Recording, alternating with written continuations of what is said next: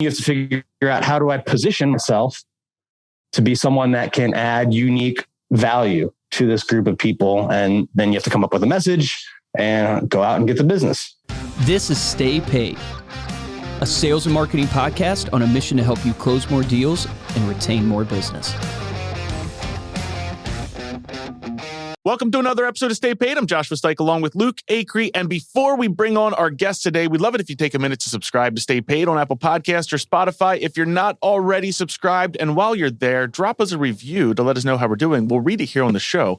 This week's featured review comes from Adam Scrapp. Adam says, best marketing podcast in existence, 5 stars. Try to never miss an episode. The energy from Luke and Josh is unparalleled, and the show is always filling me in on the newest trends and topics in the industry. Thank you, Adam, for that review. Speaking of trends and topics in the industry, our guest today is absolutely, we're going to crush this. Dan Lesniak is his name. He is a best-selling author, real estate broker, developer, trainer, and Ironman athlete. Hyperfast Agent is the coaching service Dan co-founded to teach real estate agents and team leaders how to maximize their clients' value with innovative strategies and technologies. He's the host of the popular Hyperfast Agent podcast, which celebrated over 200,000 downloads this past year, and his career in real estate includes billions of dollars in property deals. Dan, welcome to Stay Paid. Thanks for being here. Thank you. I'm glad to be on the show today. Thank you for having me. Yeah, Dan, it's awesome to have you. I got to ask you, did you run a 50-mile marathon? I did that back in 2019, 50-mile. You've done multiple marathons, right? Ultra marathon. Yeah, I thought I saw that on the website. Just before we get into your journey, like what type of mindset do you need to run 50 miles?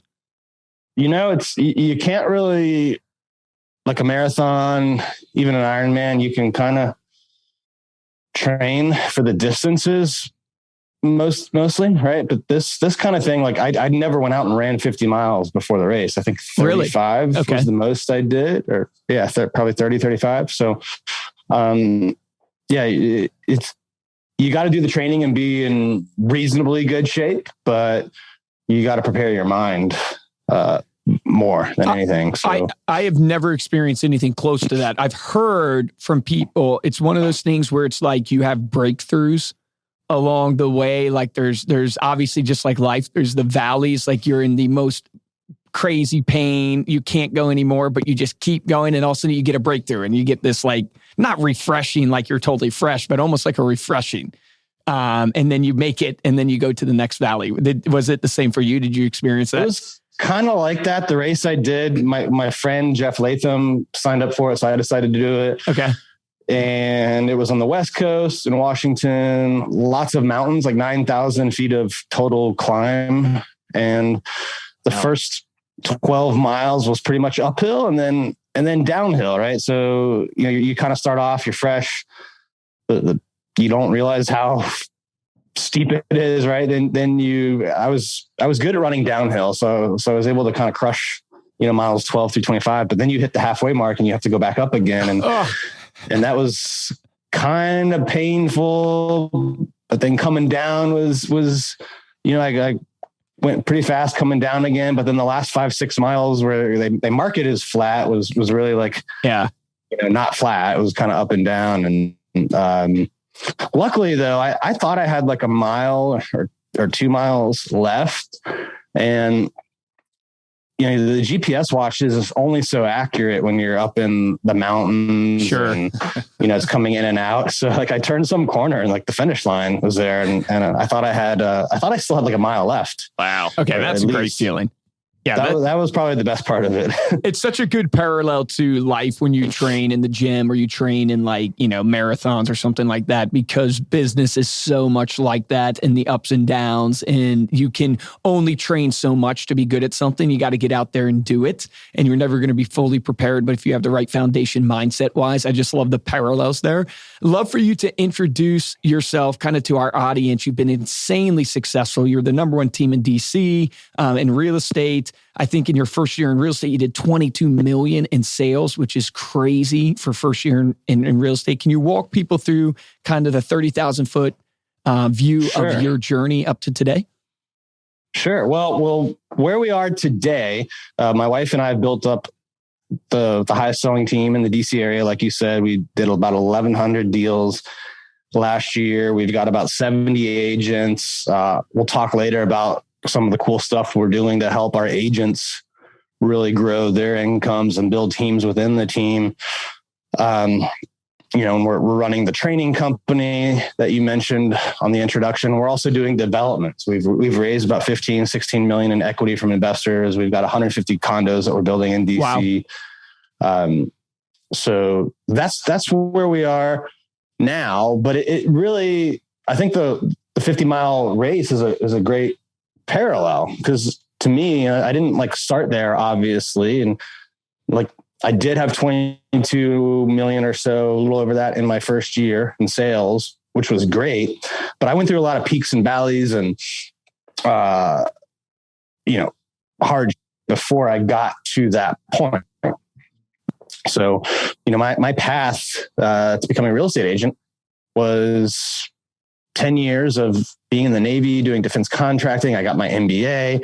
I kind of thought, this career, all the things I were doing were lining me up to go get a big strategy consulting job for one of the big three firms, McKinsey, Bain, BCG. That didn't happen. They weren't really hiring in 2010, 2011. That was when the economy was still really, really bad. And that was kind of a big kick in the face to go through all of those things in life, not get the job. And I finally asked one of the interviews, I'm like, well, why didn't I get the job? Because it was after 50 interviews or whatnot. And he's like, well, we think you'd be good at the consulting part, the technical part, but we don't think you'd be good at the sales part, right? Mm-hmm. Part of the job is selling your services. So if you want to try again, go get a different experience that you haven't done before and, apply back in a year. So I was buying, I think my fourth or fifth house at the time. So I had been buying since I was young, 23, because I had access to the VA loan, all that stuff. And I decided I'll get my real estate license. It'll be something I just kind of do for friends or family. That'll help me a little bit on the sales side. Then I'll reapply to McKinsey. And I, started off by helping a couple of friends out, family members. Then I really decided to apply this hyper-local strategy. I was going to market to the condos in the building I lived in, and my timing happened to be great. It worked pretty well. And pretty soon I looked up, I had more commission in my pipeline in the next 90 days than I was going to make in my job for the next year. So I decided to quit my job, and kind of the rest is history. 2 years later, I met Carrie. We became business partners, dated, married, engaged. Now we've got 4 kids, multiple companies, and we're helping other people build wealth through real estate. That's amazing. I read on your website that your broker, I guess at the time, introduced you to Carrie, telling Carrie she was the number one team at the time, saying you were going to give her a run for the money. Is that true story? That was true. So you ended up just marrying her. You're like, I'm not just going to beat you in real estate. We'll join forces. Yeah, it was a good competitive strategy there. Just do a merger and acquisition. Well, that's awesome. Can you talk a little bit about that idea of that hyperlocal strategy that you kind of accredit your first year of success to, and then you also talk on your website about this idea of becoming the mayor of your town. Is that sort of connected, and what does that look like from a tactics standpoint? Yeah, that is connected. Although we didn't really do that till 6 years after the fact, but the whole hyperlocal strategy, sometimes I wish I didn't use the word local, because it doesn't have to be geographic. But you only have so many resources, especially when you're starting out, right? You've got, limited amount of time, limited amount of money. And I think too many agents try to do everything. They want to be everything to everybody. That doesn't really work, right? I like the analogy when it comes to this of if you grab a handful of pebbles and you throw it against the side of a glass building, it's not going to do anything, right? If you grab a baseball though and throw it through a small window, you've got a good chance of breaking through. So the whole hyperlocal strategy is all about a framework to find out, how do I apply the most force to the smallest amount of area that will give me enough business. So I think most agents they struggle because their target market is everyone. And it's hard to make an impact if you're everyone.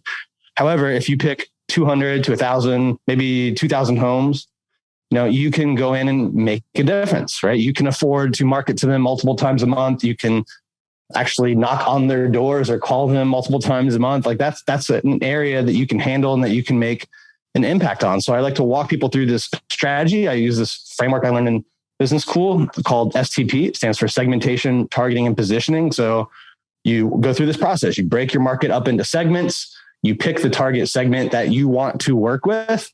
All right. So it's got to be people that you'll resonate and like working with. It's got to be big enough to have enough business in it, but small enough that you can make an impact.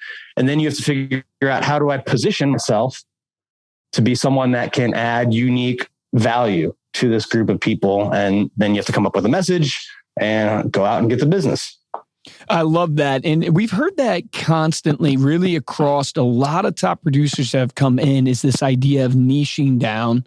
And I think it's a lesson a lot of times people don't listen to till they get out there with experience and realize, wow, yeah, I'm wasting my money going after everybody. Because I think you have the fear of loss. It's like, man, if I just focus on this 2,000 neighborhood community or even 500 home neighborhood community, I'm missing out on so much opportunity, so much business. I love to pick your brain. Okay, how do I go about the positioning part, right? So if I've chosen, hey, I want to be in this neighborhood because it's $400,000 plus homes, it's young families that I resonate with, whatever those criteria are. How do I go about the positioning from a marketing strategy standpoint and business branding standpoint? What are some pieces of advice or tools you would suggest to people to take action on? I think it's all a spinoff of, one of three things.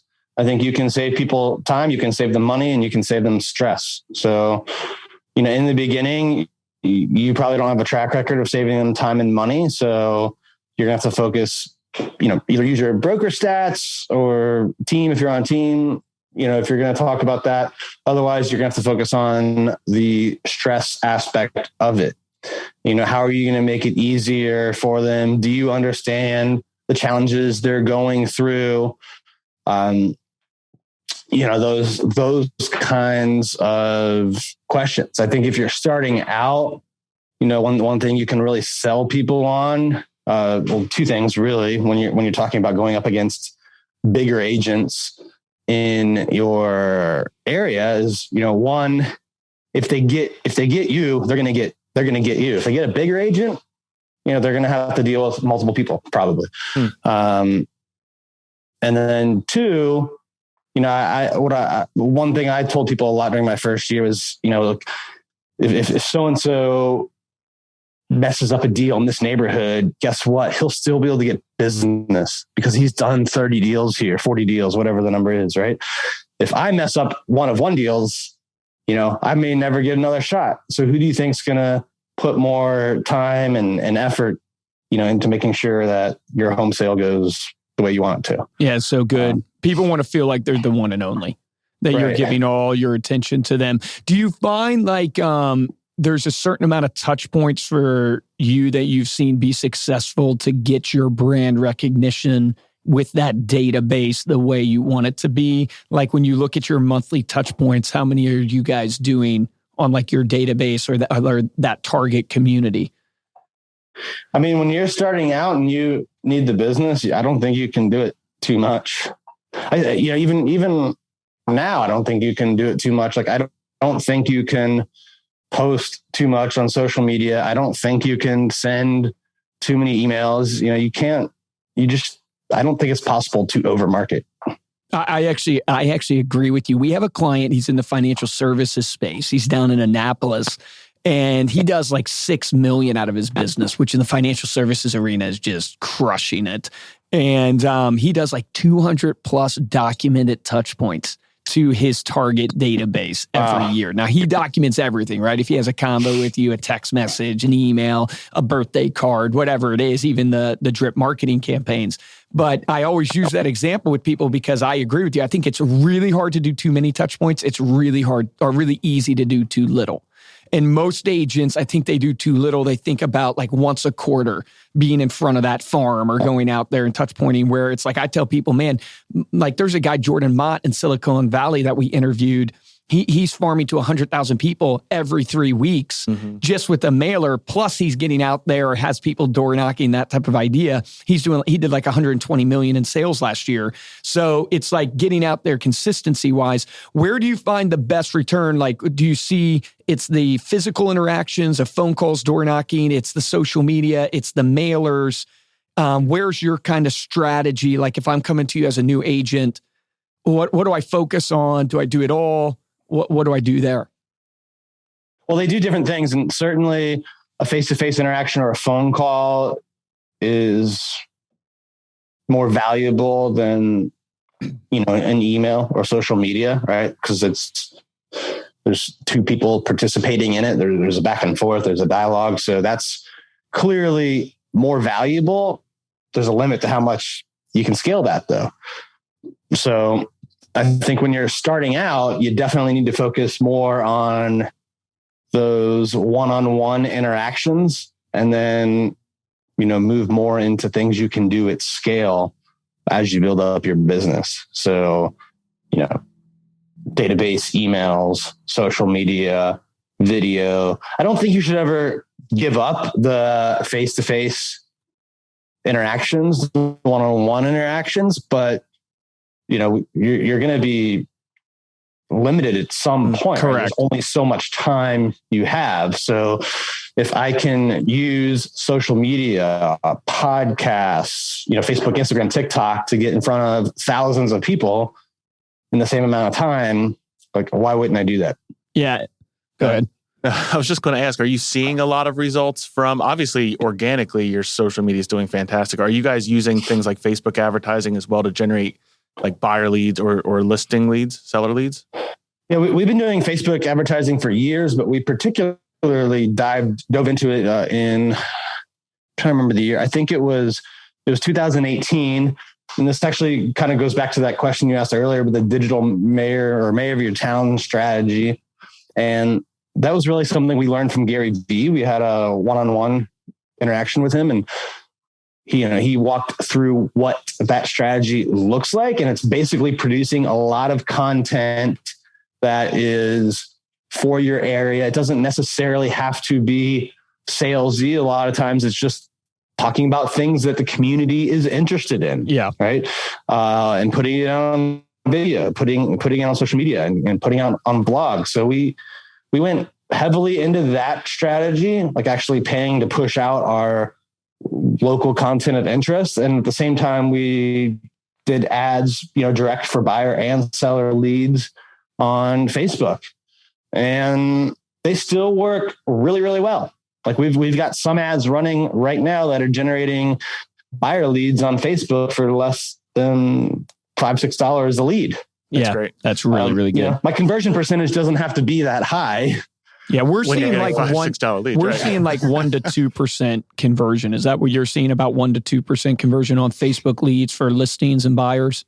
We're seeing about 1 to 2%. Probably on the front end, but then but long term it goes up. But yes, right, which is what most agents don't realize. So I think with digital ads, there's kind of two types. You've got the Facebook ones that we're talking about now. I call those disruptive, right? Because people are going on Facebook to complain about something or, or look at puppies. Yeah.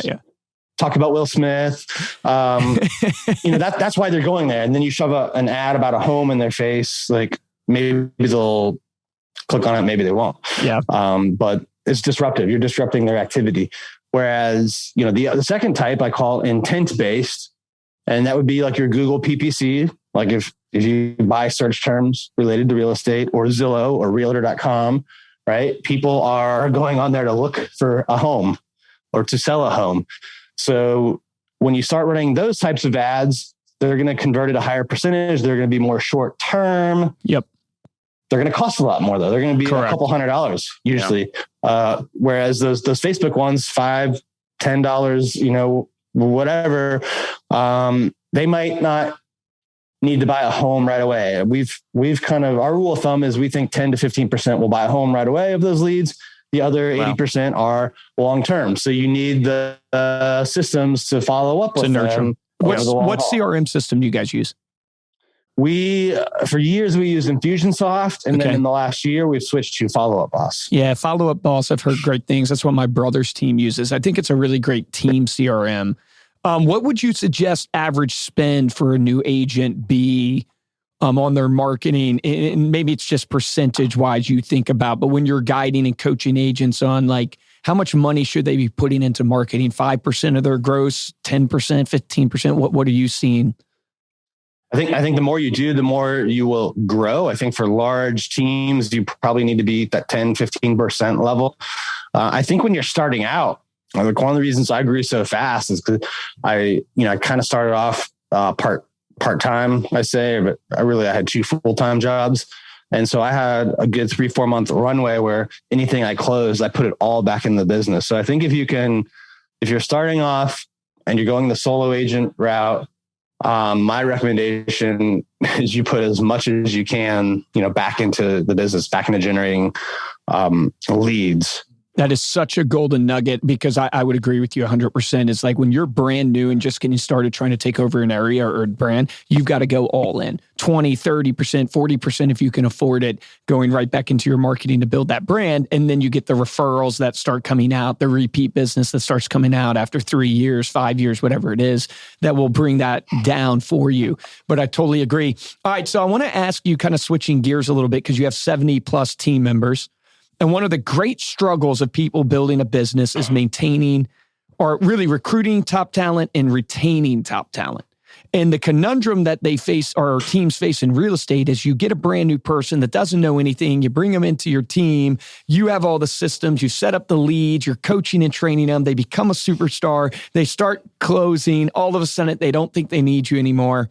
And they want a different split because they don't truly understand the value that you're bringing to the table because they've never done it themselves. And you end up losing that top talent team member because they want to go off and try it themselves. How do you fight that battle? How do you retain talent? How do you motivate them? Yeah, we've done a couple things over the years, and it is a battle. Like there are brokerages out there that will offer like 2-3 years of no caps. There's ones that pay ridiculous signing bonuses. That you do the math on it, and you're like, wow, it's going to take this company 3 or 4 years to earn back this signing bonus. I mean, this person could leave before then, but if they've never made a profit, they've got to do something. So it is a struggle. We've done a couple things over the years though. One, we added an SOI kind of split. So for years we had everyone under the same team, lead split, which was kind of a simple system, right?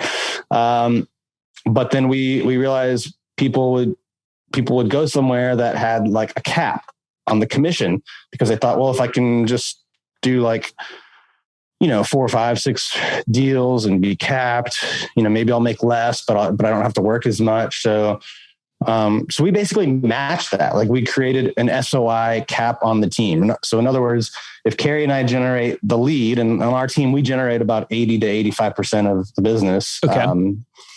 There's a team split for that. But if the lead comes from the agent's sphere of influence or own efforts, however that may be, they get a higher split. And then once they've generated, I think it's like $30,000 in company dollar from that, they're essentially capped. They don't pay anymore.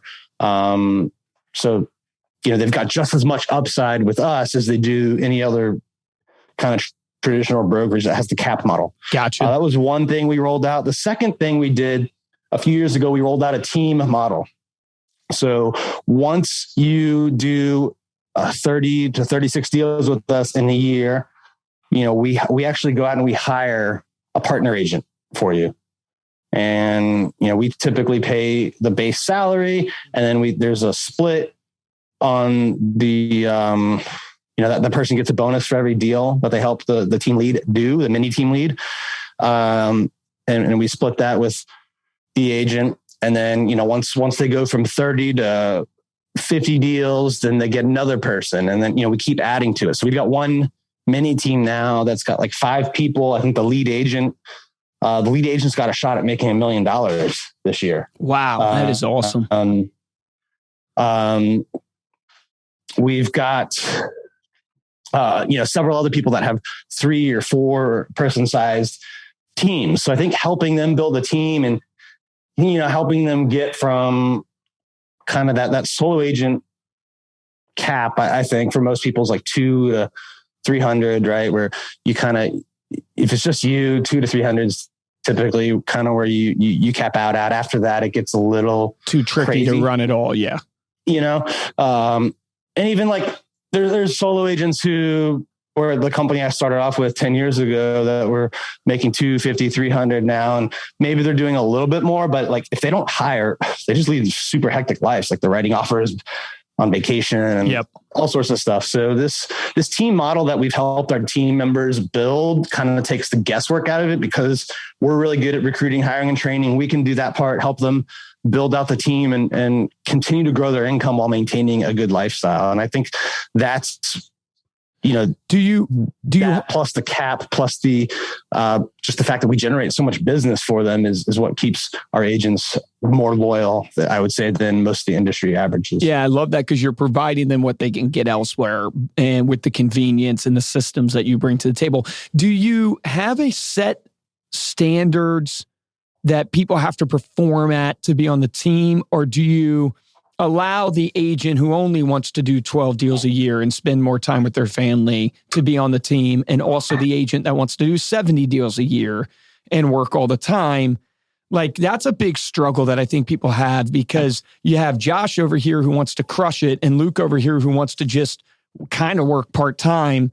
Do you allow that on your team or no? What's your advice there? In general, we want people that are fully committed team members. I don't think we're completely inflexible with that. So it just really depends on the situation. And, if someone wants to do less, but they can mentor other agents and contribute in other ways, but maybe take less team leads, there's probably situations where we do that. So, we're flexible on that to a degree. Yeah, because that's what I found. That was a struggle. I talk about my brother's team a lot on this podcast because it's something he's building. He had agents walk out on him. And one of the reasons they walked out is because they didn't want the same thing, right? It's not an alignment of goal. They wanted to work less and still make a ton of money, where he's like, hey, we're trying to grow this thing. We only want people who are wanting to grow it. And it's like, it's a constant battle that I think people face.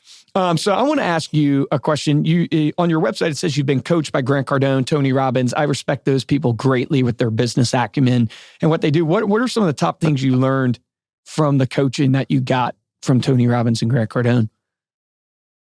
Yeah, I think with Tony Robbins, a lot of it, he's not specifically in real estate, but he brings so much to the table for business, personal development, relationships. So he helped me in all of those areas. He also helped me with the idea of look outside of your business, right? Like if you can do what everyone in your business is doing better than them, you'll have some success. But if you can go outside of the business, get an idea, and then do that, you don't even really have to be that great at it, and you'll crush it. So that was, I think, a big concept I learned from him. And then just the idea of surrounding yourself with people that are at a higher level at you, so you can really see what is possible. In terms of Grant Cardone, I think some of those lessons about getting in the room with smart people, bright people, successful people, as well as the marketing side. Like, that guy is a marketing machine. He puts out more content than anyone. He knows how to do the shock value. And he's just like the kind of the antithesis of, there's these people out there, that say don't overpost, and he just shows you like, that's not true.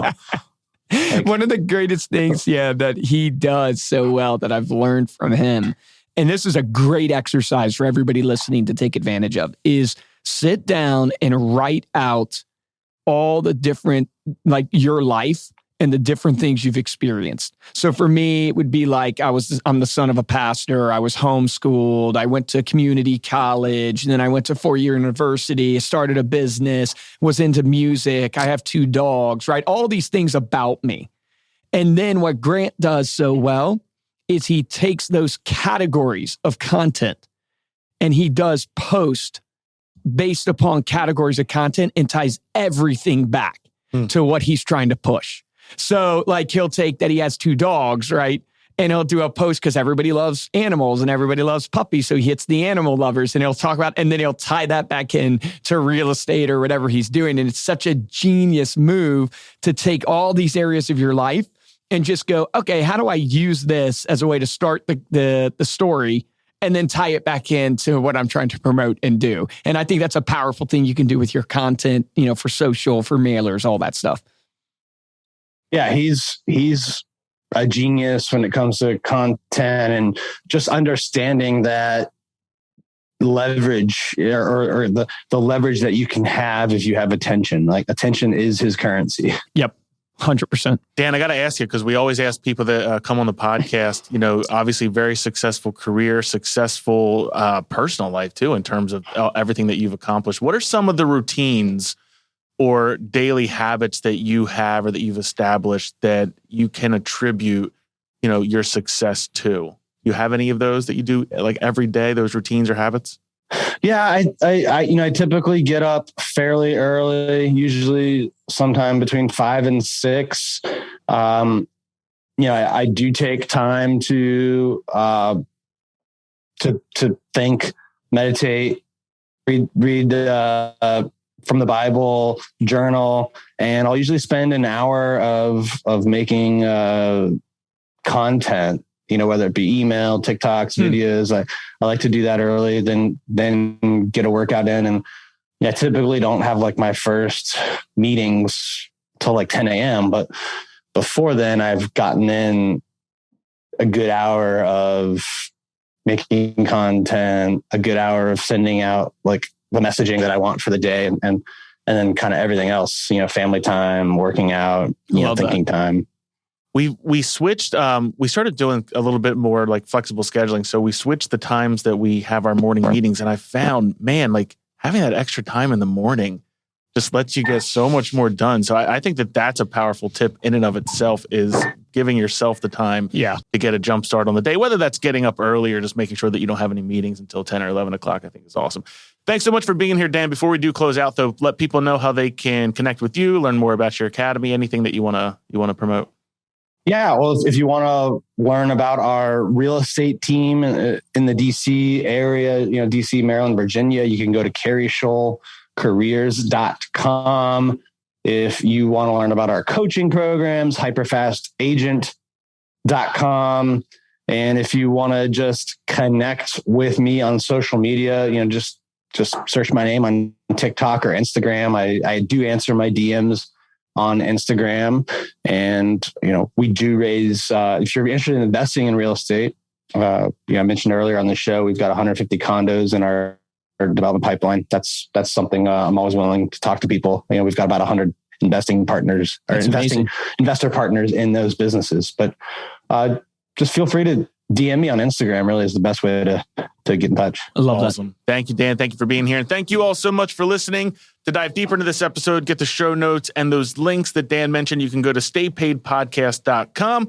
We'll have them all there in one spot. If you enjoyed this episode and want to support the show, 2 ways that we ask you to do it. First is to head on over to Apple Podcasts, drop us a 5-star review along with a comment. And the best way to show your support is to tell a friend, tell a colleague about this episode. If you want to get hold of me or Luke directly, you can email us at podcast@remindermedia.com, or you can find us on Instagram and on TikTok. We are at Stay Paid Podcast. For this episode of Stay Paid, I'm Joshua Stike. Guys, and I'm Luke Acree, and I would encourage you for your action item on this podcast is think about your positioning and how you're positioning your message right now to your target audience, right? Do you even know who your target audience is? If you don't, you have to start there. Who are you working best with? And remember what Dan said, you can't serve everybody. Well, you have to narrow down, you have to niche down, find that target audience. But how are you positioning your message? What are you educating them on? How are you saving them time, money? How are you saving them on the stress that they feel? And how are you positioning that? Think through that positioning based upon who your target audience is. Remember, the difference between top producers and mediocre producers in every single industry is top producers take action. Take action on that today.